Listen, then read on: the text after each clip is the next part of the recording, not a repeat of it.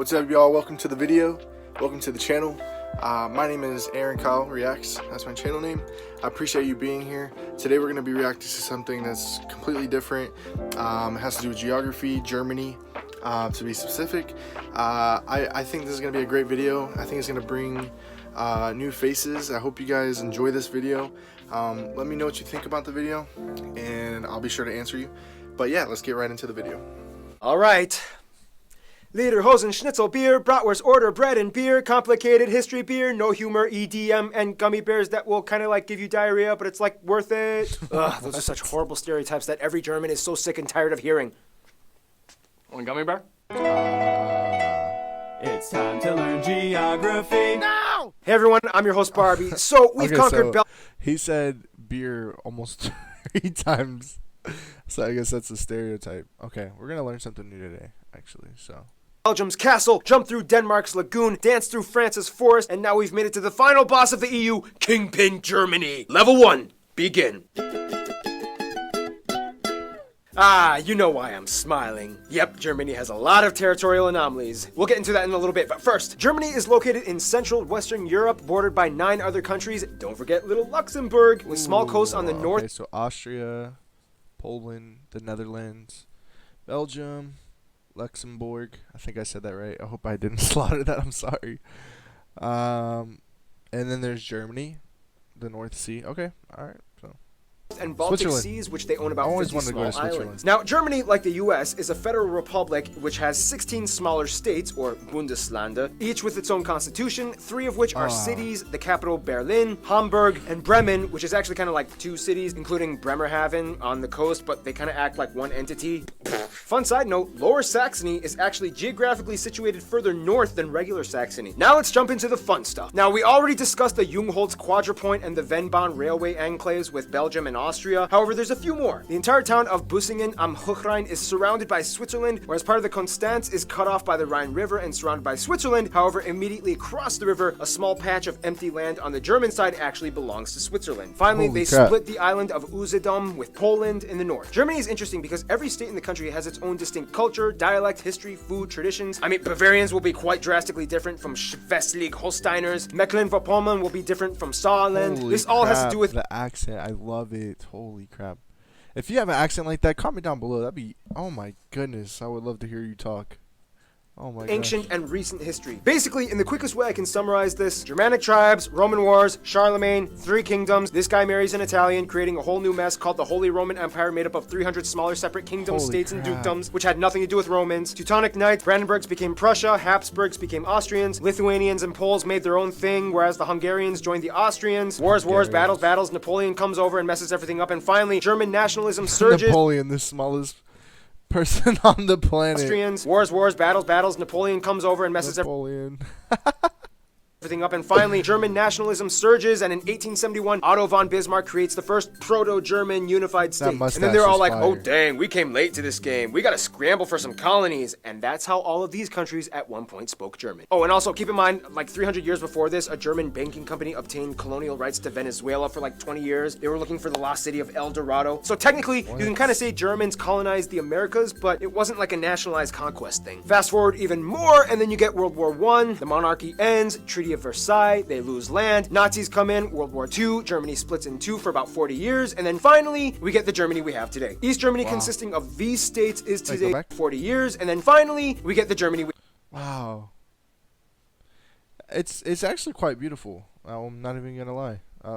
I've never been. East Germany consisting of these states is today still quite different from the rest of Germany as it was first occupied and influenced by the Soviet Union. They are generally not as well off economically as the rest of the country, as you can still see the blocky Soviet-style buildings sprawled throughout the regions. In fact, the city of Berlin was split in half, and the west side was actually an enclave of West Germany, only accessible by train and highway. You can even see from a satellite image the divide. East Berlin still uses the yellowish tinted sulfur vapor light bulbs, whereas the west still uses fluorescent and mercury arc white tinted light bulbs. bulbs. Now the funny thing is, although Berlin is the largest city in Germany, Wow, the look at busiest that. airports are actually Frankfurt, Munich, Dusseldorf, with Berlin Tegel ranking at number 4. Otherwise, some top notable landmarks and spots would be the Brandenburg Gate, the Valhalla, Cologne Cathedral, the Ulminster Church, the tallest in the world, the Berlin Victory Column, and hundreds of castles all over. The most notable one probably being Neuschwanstein, the concept behind Disney's Cinderella Castle. Wow. Germany also has over 400 zoos, more than any other country in the world. And of course, everybody knows about the Autobahn, the highway system in which if you see this sign, it means there's no speed limit. And it's like that for a huge portion of the roadway. And no. Bro, can you imagine there being no speed limit though? From where I'm from, in the U.S., Florida, if you know where that is, yeah, we're all a bunch of speed racers, and I don't think that would end very well. It would end very badly. But see, the thing is, like, in places like this, they're so used to it that, like, it's not as dangerous as it would be for people who aren't used to it. See what I'm saying? I don't know. I just know that we have bad drivers over here, so. No wonder, considering how vast and wide those cultivated countrysides can get. Time for level 2. Oh, level 2.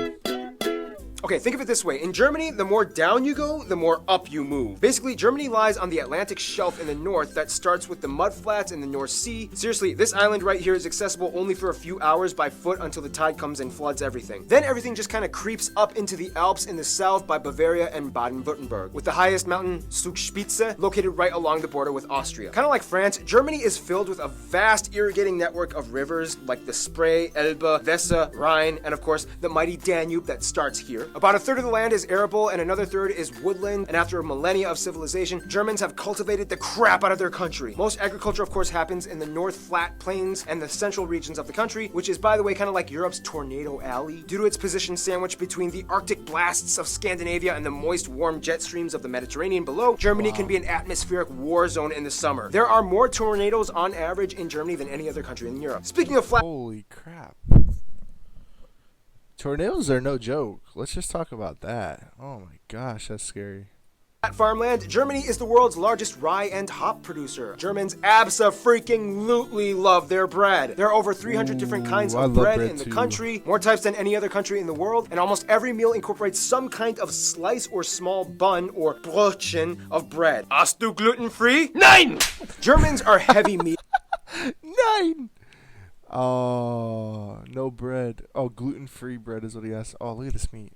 Meat eaters, specifically in pork. They basically know every possible way to cook a pig. Over 50 different types of sausage exist alongside schnitzels, rouladen, sauerbraten, Schweinsachse, and at a big party you might find Spanferkel. Beer reigns supreme all over as the third largest consumers of beer after the Czech Republic, even their president has no problem with public intoxication, and Austria. Germany is world-renowned for their beer, which by the way follows the Reinheitsgebot rule in which they are only allowed to use water, hops, malt, and sometimes yeast. Nonetheless, about 1,300 breweries exist, pumping out over 5,000 brands. The oldest continuously existing brewery in the world, started by Benedictine monks in 1040 AD, can be found here. Germany takes the environment very seriously and for the past 2 decades has been going on a major green revolution. As of today, they have the largest installed solar power capacity, and green infrastructure practices like home installed turbines and solar panels have seen a huge surge in the past 10 years. Forests dominate the southern regions where the landscape gets hillier and mountainous, the most famous one being the Black Forest or the Schwarzwald in Baden-Württemberg. Deer, bears, boar, foxes, badgers, and the national animal, the eagle, can be found thriving in these parts. Nonetheless, economically, Germany is known mostly for their exceptional engineering and industry production. Companies we've all heard of like Volkswagen, BMW, Mercedes-Benz, Porsche, Audi, Telecom, Nivea, DHL, Bosch, Adidas, Puma, Adidas, Puma, Adidas, Puma. I do like Adidas though. Yeah, it's kind of like the whole biscoito bolacha thing from Brazil. Remember? Well, we have mudflats, tornadoes, pork, beer, mountains. All that's missing is people. Level 3. Level 3. The people. Fun little side note, in Germany, this is 3, not this. Now, if the EU was a family, Germany... Wait, that's 3? I mean, it's about this... Yeah. I like that. would like kind of that be it's like the easier. dad who got out of Not as rehab, strenuous. reconciled with his wife and kids, and is taking his new life very seriously as he is haunted by the demons of his past every day. First of all, the country has about 82 million people and is the most populated in the EU, second most in Europe after Russia, and has the fourth largest nominal GDP in the world. About 80% of the country identifies as ethnically German, 12% other Europeans, mostly Polish, Italian, Dutch, and so on. Turks make up about 3.5%, Asians at 2%, and the rest are made up of other groups like Africans and Americans. Also, they use the euro, they use the C and F type outlets, and they drive on the right side of the road. Germany is without a doubt a global powerhouse. It is the strongest economy in the EU and makes up about 16% of the union's population. It's the third largest exporter and importer of goods in the world. After the United States, Germany is also the second most popular global migration destination. Germany experienced What? So they experience a lot of like immigration, like the U.S. Okay. is a high standard of living, tuition-free universities, if you get accepted, that is, a mostly Wait. Okay, so let me hear this last one. government-subsidized universal healthcare system, about a quarter is still privatized, and state pension for retirement at age 60. So they get free college. But you have to get accepted. But usually, if you're going to college, you're working hard to get there. So that's awesome. I want to petition for that here in the U.S. But Now, when it comes to language, Especially things get a over little here in tricky. Florida. Each state kind of has their own type of German. However, to get by, most Germans learn how to speak Hochdeutsch, or High German, which is the standard dialect. The European Charter, however, protects the minority languages of Frisian, Danish, Romani, Sorbian, which is like a Slavic-based language used along the Czech-Polish border, and Plattdeutsch, or Low German, which has similarities to Dutch and is typically used by the Amish and Mennonite communities across the world. In terms of regional distinctions, though, Germany is kind of divided into 5 cultural areas: Rhineland, East and Middle Deutschland, Norddeutschland, Baden-Württemberg, and Bavaria. Rhineland is on the west side and has a culture somewhat more influenced by France, more Catholics. Carnival celebrations are huge out here. East and Middle Germany was the part that used to be its own country for Bro, that lady Catholics. Carnival practically celebrations naked, are bruh. huge out what the? A lot of green and red and white. here. East and Middle Germany was the part that used to be its own country for 40 years as it was influenced by the Soviets. Sorbians can also be found here too. Northern Germany has a coastal sea culture that identifies closer with Denmark and the Netherlands. They are also known for being kind of quiet and reserved. Baden-Württemberg has an interesting Swabian culture where they speak a dialect so thick that only about 40% of it is intelligible to other Germans. And then you have Bavaria, which is where the Americanized, perpetuated stereotypes about Germany came from, with Lederhosen, Dirndls, half-timber, beer houses, and cuckoo clocks. For the record, Germans are sick of those stereotypes. It's like saying all Americans are cowboys with guns and horses. Speaking of stereotypes, some of the stereotypes in Germany include things like Saxons being very indecisive, Berliners are always bragging about themselves, Swabians are stingy, Bavarians drink too much, Hessians talk too much, Holsteiners don't talk enough, and so on. Words differ from regions too. For example, in High German, you would say Auf Wiedersehen, but in Bavarian, you would say Fiat die Gott. In Kölsch, you would say Tschüss, and in Rhineland, you might say Ajus. And there's so many compound words that get really long and complicated, like Rindfleisch, Etikettierungsüberwachungsaufgaben, Übertragungsgesetz. That's pretty impressive. Hold on, I want to Complicated, like Rindfleisch, Etikettierungsüberwachungsaufgaben, Übertragungsgesetz.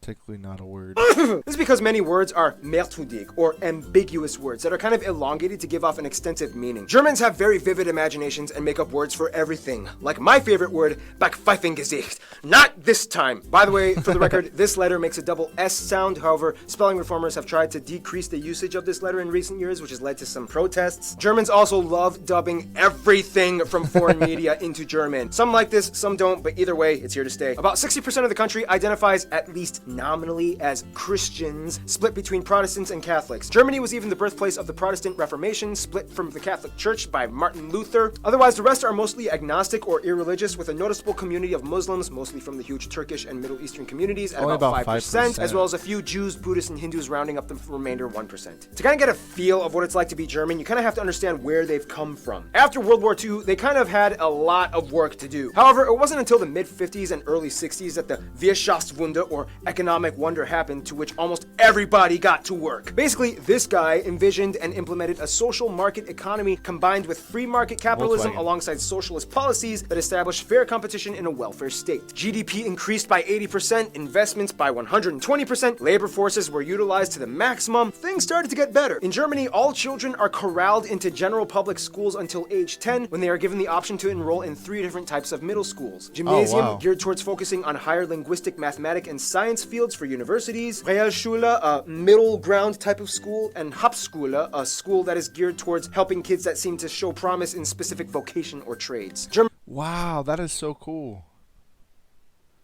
They have options. That's really cool. Germany also has the largest music market in the EU and the third in the world after the US and Japan. They love preserving their heritage and culture through music and art. In fact, there are around 130 national orchestras, mostly supported by public money, and artists get a 50% reduction in health insurance through a special type of offer in the legal system. One thing that still kind of supposedly maintains itself in Germany is the mindset of Vergangenheitsbewältigung. Totally butchered that, which kind of translates to a lingering sense of guilt from the past. Germans have reportedly some of the lowest levels of national pride, and unless if you're at a soccer game, chances are you will almost never see anyone holding a German flag or waving it in any kind of patriotic setting. It's weird, but it's kind of how things are. You monster! They've made great strides to move on from the past. Nazi flags and Mein Kampf are incredibly illegal items to own in Germany, and they even have a rule, the Volksverhetzung, which basically says you cannot talk trash by denying the past atrocities. Some people say this infringes on free speech, others say it's good because it solidifies truth. Otherwise, some notable Germans throughout history include Charlemagne, although he was a Frank, but I guess it kind of counts. Albrecht, Dürer, David Friedrich, Gutenberg, Bach, Beethoven, I guess it kind of counts. Albrecht, Dürer, David Friedrich, Gutenberg, Bach, Beethoven, Carl Benz, Albert Einstein, although Americans would like to claim that he moved to the US and became an American, Johannes Kepler, Johann Wolfgang von Goethe, Friedrich Schiller, Michael Shoemaker, Alex von Humboldt, and of course Karl Marx and Friedrich Engels co-founded Marxism. But one thing Germans do best would have to be diplomacy. To this day, the German passport holds the most visa-free nations out of any other country in the world, just beating Sweden. Therefore, you can kind of conclude that Germany kind of knows how to relate to people. Let's find out how in the final round, Level 4. Level 4! Yeah. Germany knows how to make friends. They have over 220 diplomatic missions abroad and over 350 honorary consuls and have an incredibly high position of authority in the EU. Their closest African friend would probably be Namibia, an incredibly high position of authority in the EU. Their closest African... We say councils. Would they say consuls? Do Germans say consuls?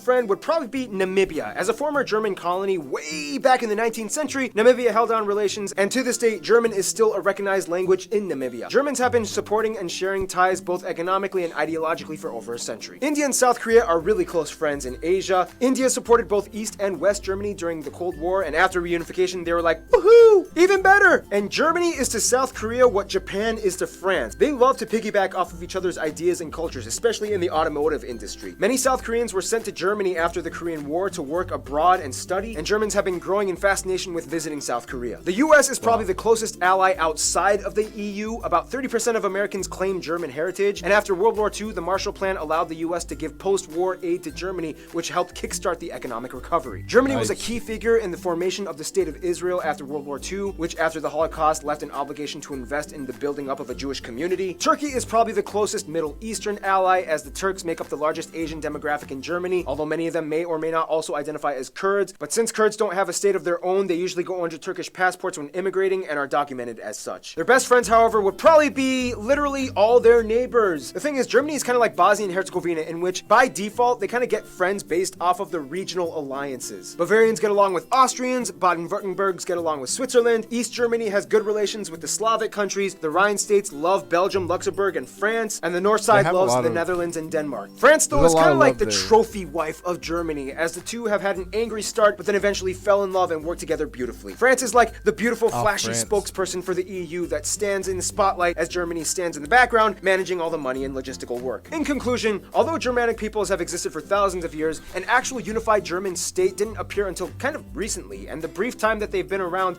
they've kind of gone through some of the most intense, world-revolutionizing historical events possibly imagined. Yet, they've come out working hard and building their way up to become a world superpower. You gotta give it to them. There's something about the Germans. And with that, final boss level complete. Stay tuned, another African state Germany has ties to, Ghana, is coming up next. Nice. Okay, wow.